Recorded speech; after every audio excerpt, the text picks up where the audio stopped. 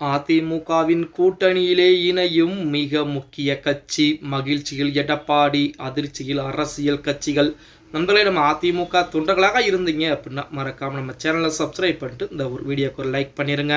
தமிழகத்திலே 2026 சட்டமன்ற தேர்தலுக்குரிய தேர்தல் தேதி என்பது அறிவிக்கப்பட்டு நேற்று தினம் மாலையிலிருந்தே தேர்தல் ஆணையம் கட்டுப்பாட்டிலே தமிழகம் முழுவதும் வந்துவிட்டது அப்படின்னே கூட நம்ம நண்பர்கள் யாராவது இருந்தீங்க அப்படின்னா அதிகப்படியான பணத்தை, அதாவது 50,000 ரூபாய்க்கு மேல் இருக்கக்கூடிய பணத்தை கையிலோ அல்லது வண்டியிலோ எதையுமே எடுத்துச் செல்ல வேண்டாம் என தேர்தல் ஆணையத்தின் மூலம் அறிவிப்புகள் எல்லாம் கொடுக்கப்பட்டிருக்கிறது.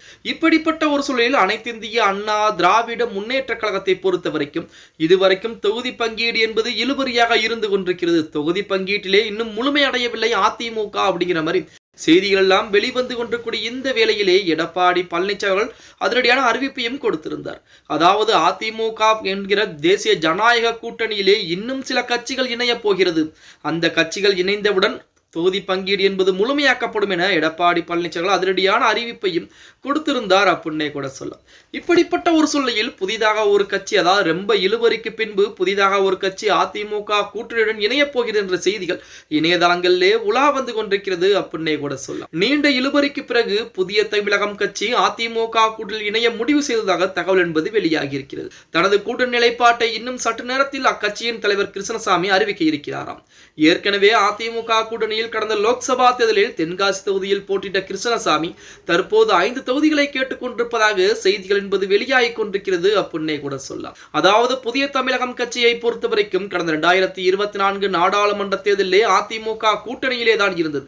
தென்காசி தொகுதியிலே நமது கிருஷ்ணசாமி போட்டியிட்டு தோல்வியை தழுவி இருந்தார் அப்படிங்கிற தகவல் நம்ம அனைவருக்கும் தெரியும். அந்த கட்சி தான் 2026 சட்டமன்ற தேர்தலிலே அதிமுக கூட்டணிக்குள் வர இருப்பதாகவும், ஆனால் அதற்கு 5 தொகுதிகளை இதுவரைக்கும் பேரம் பேசிக் கொண்டிருப்பதாக செய்திகள் என்பது வெளியாகிக் கொண்டிருக்கிறது.